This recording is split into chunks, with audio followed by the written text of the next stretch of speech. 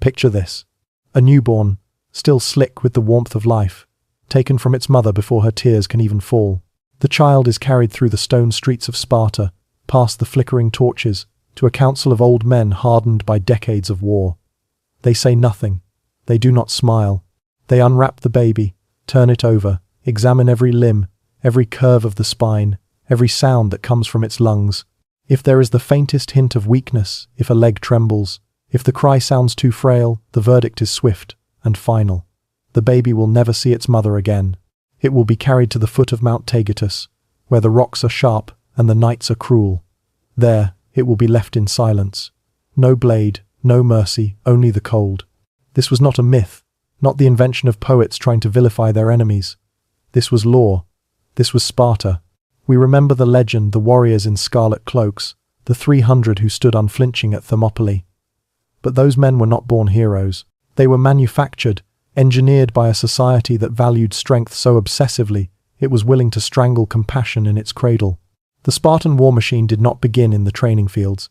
It began in the bedchambers and birthing rooms, in policies that dictated who could reproduce and who could not. The state decided everything. Marriage was not an affair of the heart, it was a calculated experiment.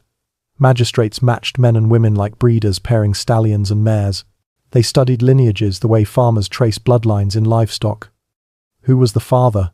How many battles had he survived? Was the mother's body broad enough to carry a child to term? Were her hips wide, her limbs strong, her features symmetrical? Beauty was not about admiration. It was a signal, an equation for genetic fitness. When the state made its decision, there was no proposal, no choice. You were told whom to marry, and that was that.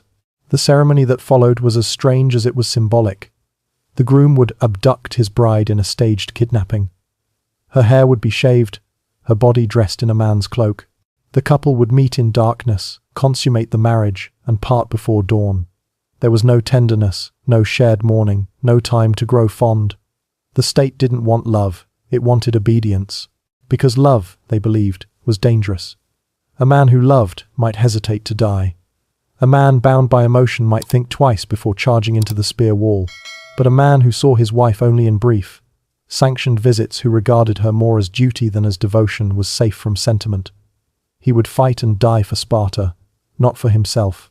And so, from the moment of conception, human bonds were diluted. The child, when it came, did not belong to its parents. It belonged to the state. Imagine being a young Spartan woman, educated, yes, athletic, yes, but taught from the cradle that your worth lay entirely in the children your body could produce. You ran, wrestled, threw javelins, not for your own strength or joy, but to ensure that your womb would one day bring forth soldiers.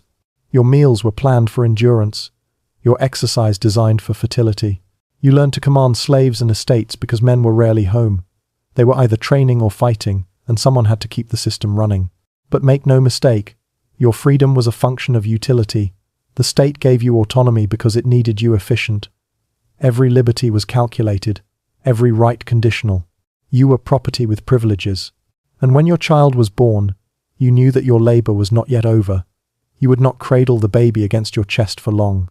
The Gerousia, the council of elders, would summon you to present your newborn for inspection.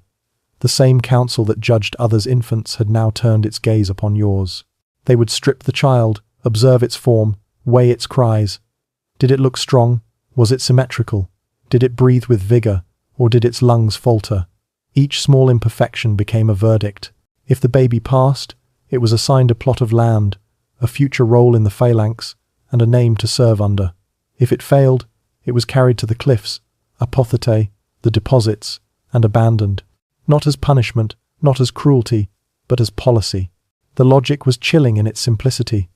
Sparta was surrounded by enemies and outnumbered by its slaves, the helots. Every citizen had to be strong because weakness endangered everyone. A sickly child wasn't just a burden, it was a breach in the city's armor. And so, weakness was not tolerated, it was erased. The elders believed they were serving a higher order, preserving the purity of their city. They convinced themselves that this brutality was discipline, not death, efficiency, not evil. Modern historians still debate the scale of this practice. Some say the tales were exaggerated by Athens, Sparta's rivals. Others believe it happened only in extreme cases. But whether myth or truth, the ideology that gave birth to it was real and terrifying. The Spartan child had to earn the right to live, and surviving that first test was only the beginning. For 7 years, the child would remain with its mother, but even that word, mother, meant something different here. Spartan women were taught to suppress tenderness. To them, coddling a child was weakness. They spoke proudly of sons who died in war and spat on those who fled from it. When a boy turned 7, his childhood ended with ceremony and silence. The state came to collect what it had created. He would be taken from his home, not as punishment but as destiny, and brought to the barracks to begin his real education, the agoge. But that is another story. Before we enter those walls, pause for a moment. Consider what it means for a society to decide, before a heartbeat has even steadied, whether a human life is worth continuing. Consider the quiet cruelty of a world where compassion is labeled corruption, where survival replaces affection, and where love itself is treated as treason. Sparta built its glory upon this foundation, a belief that strength could exist without mercy. It is a philosophy that worked, for a time, but every empire built on fear eventually devours itself, and in Sparta's case, the devouring began in the cradle. Before a Spartan ever held a spear, before he ever shouted in the dust of the battlefield, his fate was decided in the most private act imaginable, the union of his parents. But even that intimacy did not belong to them. It belonged to the state. Marriage in Sparta was not a story of affection. It was a policy of selection. The city itself was the matchmaker, and love was the first casualty. From the moment a child reached adulthood, their life became part of an ongoing experiment, a breeding program designed not for happiness, but for strength.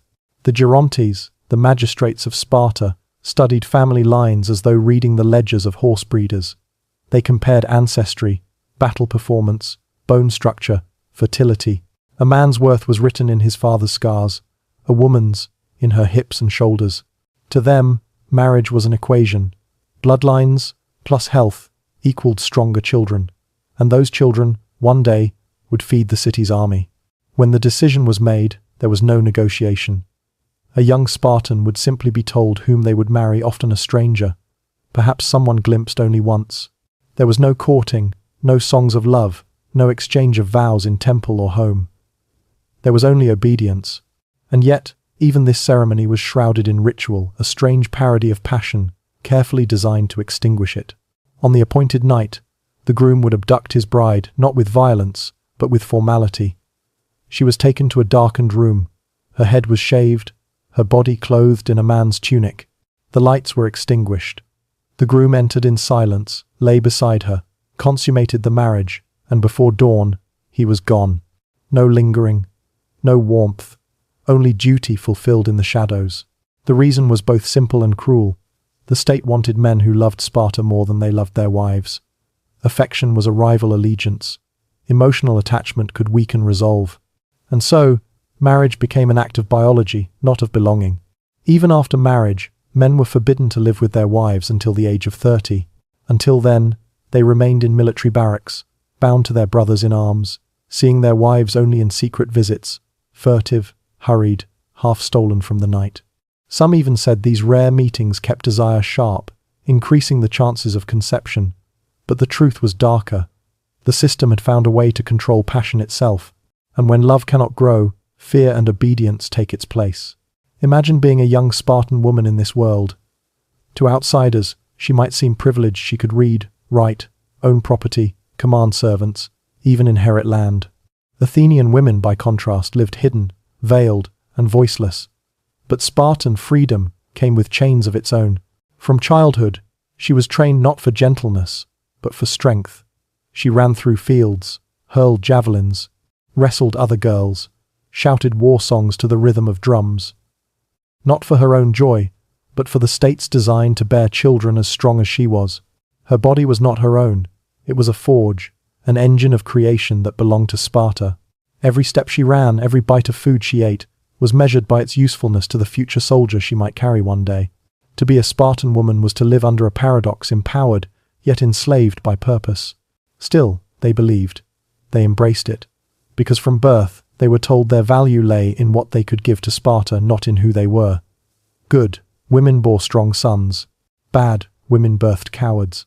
The measure of motherhood was not tenderness but triumph. There are stories, perhaps myth, perhaps truth, of Spartan mothers greeting their sons after war with words carved from iron. Return with your shield, or on it. Meaning come home victorious, or don't come home at all. To most societies that would sound monstrous. To Sparta, it was sacred. The city had replaced the lullaby with the battle cry. And yet, perhaps the most haunting truth of all was not how the men and women obeyed, but how willingly they did so. For when a Spartan woman went into labor, she did not fear death, she feared disgrace. The birth was not a celebration, it was a test. The child's first cry would not be met with a mother's embrace, but with the measured eyes of the council of elders. The infant would be lifted, examined, and judged all within minutes of entering the world. If the baby was strong, the mother was praised, even honored.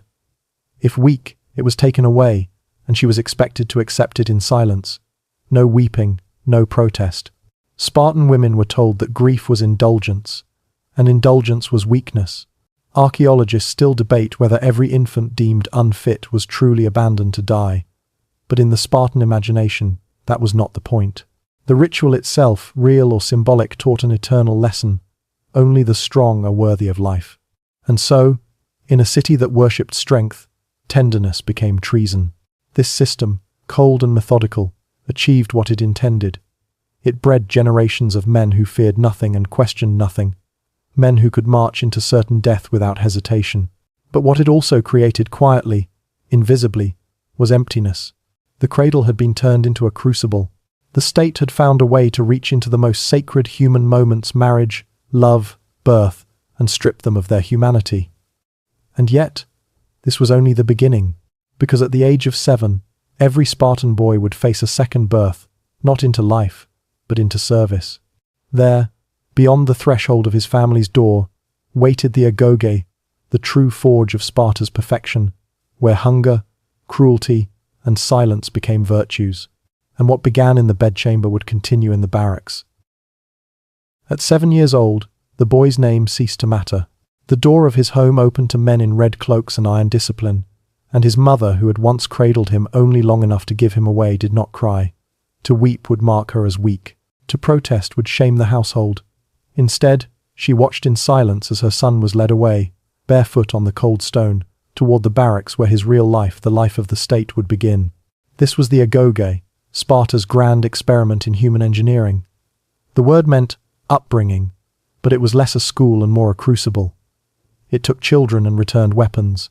Inside the barracks, there were no toys, no gentle words, no comfort. Boys slept on reeds. They gathered themselves from the riverbanks. Their clothes, a single thin tunic, were the same through summer and winter alike. When they shivered at night, they were told it would make them strong. When they went hungry, it was called training, not cruelty. The rations were deliberately small. A boy who wanted to eat his fill had to steal, and he was supposed to. Theft was not sin, it was skill. He had to sneak past guards, crawl through shadows, and steal bread or cheese from kitchens and storerooms. If he succeeded, his cunning was praised. If he was caught, the punishment was merciless. He would be beaten until his back split open. But not for the theft, for being caught. The lesson was clear. There was no morality in action, only in outcome. Success justified everything. There's an ancient tale, half legend, half warning, of a Spartan boy who stole a fox and hid it beneath his cloak. When the elders questioned him, the animal began to claw and bite, tearing at his stomach. The boy, rather than admit his crime, kept silent. The fox tore him open, and he died standing expressionless. The Spartans told that story with pride. They called it courage. They never saw it as tragedy. From that moment on, pain became the measure of virtue. The agoge taught that endurance was nobility, and that silence was the voice of strength. Every day was a test, every moment a struggle for survival. The instructors, men who had endured the same torment decades before, treated the children with a precision that bordered on cruelty. They didn't merely toughen the body, they broke and rebuilt the mind. Discipline was absolute. Words were few. Boys were punished for speaking too much, rewarded for speaking only when necessary. From this discipline came the term laconic, drawn from Laconia, the land of the Spartans. It meant sharp, concise, deadly in brevity. Even words had to be as efficient as weapons. Instructors would ask questions designed to trap the boys, to expose hesitation or fear. Who is the bravest man in Sparta? What do you think of the king's last campaign? Is it better to obey or to think? There were no right answers, only the chance to fail. A stumble, a pause, the wrong tone, and punishment followed instantly. Sometimes it was a slap, sometimes a bite on the thumb, a jolt of pain meant to brand a lesson into memory. Never hesitate, never show confusion, never show fear. And while the masters tormented them by day, their greatest tormentors at night were each other. The older boys, called the Erinyes, ruled over the younger with unchecked authority. They commanded, interrogated, humiliated, and often beat them. A younger boy who disobeyed or faltered could expect ridicule, or worse, a public whipping while the others watched in silence. But the cruelty was not random. It was structured, systematic, purposeful. The agoge was teaching boys to live in constant alertness, to read faces, anticipate danger, and adapt without hesitation. They learned to trust no one completely, not even their comrades. In the barracks, friendship was dangerous. Affection could be exploited. Vulnerability was fatal. In this world, even laughter could be used as a weapon. If a boy cried or begged for mercy, the others laughed. If he endured quietly, they respected him. Every bruise was a badge of belonging. Every scar, a mark of progress. The agoge wasn't only about physical endurance, it was psychological warfare, turned inward. It created men who were calculating, silent, and ruthless. Men who could endure hunger and fear, but who also forgot what it meant to feel. Once a year came the ritual that defined the very essence of Spartan ideology, the festival of Artemis Orthia. Artemis here was no gentle goddess of moonlight or forest glades. She was Orthia the upright one, the patron of endurance and blood. During the ritual, the altar of the goddess was covered with cheese. Simple enough, it seemed. But between the boys and the altar stood older youths, armed with whips. To reach the offering, each boy had to run through a corridor of lashes, a storm of pain. Whips tore across their backs, their faces, their arms. Skin split, blood spattered the stones. The objective was not to avoid pain, it was to defy it. To reach the altar without a cry, to smile through agony. Plutarch, the ancient historian, claimed to have seen boys die beneath the lash still smiling. Whether this was truth or exaggeration, the symbolism was unmistakable. Pain had become a sacrament. Suffering was no longer something to be avoided, it was something to be embraced, worshipped, even loved. By the time these boys reached adolescence, they no longer reacted as children. Hunger didn't bother them. Cold didn't move them. Emotion didn't touch them. They had been carved into something sharper than empathy could allow. They were, in every sense, what Sparta had wanted. Tools, bodies honed for purpose, minds stripped of doubt, hearts sealed against weakness. But the agoge did not end with endurance. It was only the foundation. The next step would be darker, quieter, more intimate in its violence. Those who excelled would be chosen for a final test, a trial of silence, secrecy, and sanctioned murder. A test to prove not just obedience to the state, but the ability to kill without anger or conscience. The agoge had forged their bodies. The next would forge their souls, and the hammer was already waiting. When the agoge ended, not all boys emerged alive, and of those who did, not all were chosen for what came next. The best of them, the most disciplined, the most silent, the most remorseless, were selected for something Sparta never spoke of publicly. It was not celebrated in songs, nor inscribed on temple walls. It was whispered, half in awe and half in fear. They called it the crypteia. By the time the chosen youths received their orders, they already understood what it meant to obey. The agoge had burned away hesitation. Now the crypteia would erase mercy. The mission began with ceremony and secrecy. The boys, now young men, were armed with nothing but a dagger and minimal rations. No armor, no shield, no companions. Just the cold and the dark. They were told to disappear into the wilderness, to live unseen for days or weeks, hiding by day and moving by night. But their goal was not survival, it was terror. Each night, they crept into the countryside where the Helots lived, the enslaved people who farmed Spartan lands. These Helots were Greeks too, conquered long ago, forced to till the soil and feed their masters. They outnumbered the Spartans 10-1, and that imbalance haunted the city like a shadow that never left its walls. Sparta's leaders knew that their power depended on fear. If the Helots ever rose up, the warrior elite would be crushed beneath their sheer numbers. And so, every year, a grim ritual was performed. When the 5 ephors, the highest magistrates of Sparta, took office, they made a formal declaration of war, not against Persia or Athens or any foreign enemy, against their own slaves. With a few words spoken in a council chamber, the helots ceased to be human beings under Spartan law. They became enemies of the state, and that made what came next legal. The young men of the Crypteia moved silently through the villages. They sought out not rebels or criminals, but the strongest and proudest among the helots, the ones who stood a little taller, who spoke with too much confidence, who inspired respect in others. These were marked as threats. They called it cutting down the tall poppies. In the dark of night, the chosen Spartan would wait. He might see the flicker of a torch in a farmhouse, hear a child's laughter, smell bread baking, and then, quietly, he would strike. A flash of metal, a muffled cry. A life ended without warning. No witnesses. No questions. It wasn't war. It wasn't justice. It was policy. By dawn, the fields were still again, save for the silence that followed the screams. The purpose was never simply to kill. It was to remind the living that death could come at any moment, from any shadow, by order of the state.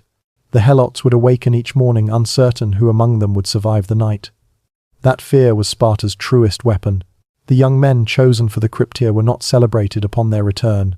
There were no medals, no songs. They came back, changed older somehow, though their faces were still those of boys. They had learned to kill not for glory, nor revenge, but for obedience. This was the final lesson of the agoge, that a true Spartan could end a life without hatred, that to serve Sparta was to silence, not just compassion, but conscience. What did that do to the soul? No one wrote that part down. But ancient writers, Plutarch, Aristotle, even the enemies of Sparta, spoke of the strange emptiness in the eyes of these men. They were not cruel in the ordinary sense. Cruelty requires feeling. Theirs was something colder. The Crypteia produced human beings who had transcended empathy, or perhaps lost it entirely. They were living instruments of policy, precision without pity. In this way, the state preserved itself by ensuring that every generation of citizens carried blood not just in their veins, but on their hands. Every Spartan learned that his power came from fear, and that the system's survival demanded perpetual terror. Even peace became an illusion. Sparta was at war not only with other cities, but with its own foundations, with the very people who fed it, clothed it, sustained it. And yet, the machine worked. The helots did not rebel, at least, not successfully. The fear was too deep, the control too absolute. The system had perfected obedience through violence, and stability through horror. Imagine a world where even murder became an act of civic virtue, where young men killed strangers not out of rage, but out of ritual, where law itself was rewritten to sanctify atrocity. That was the world Sparta built, a society where morality bent beneath the weight of necessity, and necessity was defined by the state. When the young warriors returned from the Crypteia, they were honored in silence. No parades, no feasts, only the quiet nod of approval from elders who recognized what they had become. They had passed every test. They had survived every trial. They were now perfect soldiers, physically unbreakable, mentally unyielding, spiritually hollow. Soon, they would be granted full citizenship at 30, allowed to live with their wives and father children of their own. The cycle was complete. The state had forged its instruments, and now demanded they forge others in turn. But even as Sparta's warriors stood unmatched in all of Greece, cracks were forming in the foundation. Because no system, no matter how disciplined, can survive forever when it's built upon fear, silence, and blood. And those cracks would one day shatter everything. For 3 centuries, the Spartan machine seemed unstoppable. Its warriors dominated the battlefields of Greece, their discipline unmatched, their courage unquestioned. Other city-states trembled at the sight of the crimson cloaks and the silent ranks that marched without hesitation into death. But perfection, by its nature, cannot bend. It can only break.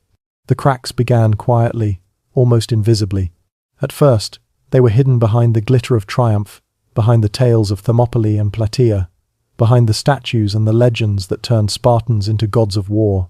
But underneath the marble sheen, the foundations were eroding. The first crack was demographic. Every Spartan warrior represented 30 years of investment selected, trained, hardened, and indoctrinated. There were no shortcuts. A single death on the battlefield wasn't just a fallen soldier, It was the loss of a lifetime's work. Unlike Athens, which could recruit from a vast population, Sparta had bound itself to its own narrow bloodline. Only those born from pure Spartan descent could be full citizens, the homoioi, the equals. But in war after war, those equals died. The most famous battle, Thermopylae, was remembered as glory, 300 warriors defying an empire. Yet every one of those men was irreplaceable. Their valor became legend, but their deaths were a slow suicide. By the 4th century BCE, the number of full citizens had plummeted from perhaps 8,000 to fewer than 1,000. Even victory now carried the sting of extinction. The second crack was rigidity. The same system that created perfect soldiers also destroyed the capacity for innovation. The agoge taught obedience, not imagination. Questioning was punished. Independent thought was weakness. And so, Sparta became a monument to discipline and a victim of its own design. Their phalanx, the tight, heavy infantry formation that once made them invincible, could not adapt to the changing face of warfare. As other Greek states developed new tactics, light infantry, cavalry, maneuver warfare, the Spartans held fast to what had once worked. They believed perfection needed no revision, and that belief was fatal. In 371 BCE, on a plain near the city of Leuctra, the myth of Spartan invincibility met its reckoning. The Thebans, led by a general named Epaminondas, faced a Spartan army led by its king, Cleombrotus. Tradition said the phalanx should be evenly deep across the line, orderly, symmetrical, predictable. Epaminondas defied that tradition. He stacked his left wing 50 men deep, an immense wedge of weight and power, and hurled it straight into the Spartan right, where their best soldiers stood. The result was chaos. The wall of shields that had once been Sparta's pride splintered under the impact. The king fell, his guard with him. 400 full citizens died that day, nearly a third of Sparta's remaining warrior class. It wasn't just defeat, it was disillusionment. The unbreakable had broken. The perfect system had met a problem it could not solve. The third crack came, as it always does, from within. Wealth. For centuries, Spartan lawgiver Lycurgus had forbidden gold and silver. Coins were made of iron, deliberately impractical, to preserve equality among citizens. But after their victory in the Peloponnesian War, gold from Persia and tribute from conquered cities flooded into Sparta. And with gold came corruption. Land, once equally divided, began to concentrate in fewer and fewer hands. The ideal of the homoioi, the equals, collapsed. The rich built estates while the poor lost their property and, with it, their citizenship. Even discipline eroded. Why sleep on reeds when you could afford a mattress? Why train in hunger when you could feast? A society built on equality of suffering dissolved into inequality of comfort. Soon, Sparta was no longer a brotherhood of warriors, it was a hierarchy of wealth. And then, the unthinkable happened. The very slaves they had terrorized for centuries began to sense weakness. Helot revolts flared. Allies deserted. The once feared Spartan name no longer inspired terror, it evoked pity. By the time Rome rose to power, Sparta was a relic, a theme park of cruelty. Roman travelers visited to watch the rituals that once terrified Greece. The whipping of boys at the altar of Artemis Orthia, now performed for applause. A civilization that once worshipped endurance had become entertainment. They had achieved the impossible, to turn discipline into spectacle. But beneath that spectacle lay the lesson that outlived them. Sparta's tragedy was not that it failed, but that it succeeded for too long, too perfectly. It proved that a society can create the strongest warriors in the world and still destroy itself from within. By cutting away weakness, it cut away compassion. By silencing individuality, it silenced creativity. By worshipping strength, it forgot wisdom. The very qualities that made Sparta formidable, rigidity, conformity, sacrifice, became the seeds of its undoing. And centuries later, others would follow its path. The obsession with breeding the best, with eliminating imperfection, would resurface under different flags, in different centuries, cloaked in science instead of religion. Each time, it ended the same way in horror. Because when a society seeks to perfect humanity, it must first destroy what makes us human. The Spartans taught their children not to cry, not to question, not to love. They succeeded, and in doing so, they erased everything that survives when empires fall. Their stones still stand, their legends still echo, but the people, their laughter, their songs, their tenderness are gone. Sparta perfected the art of creating soldiers. But soldiers alone cannot sustain a civilization. And so, when the last Spartan warrior laid down his spear, there was no one left to pick it up. They had built a machine that devoured weakness, and in the end, it devoured itself.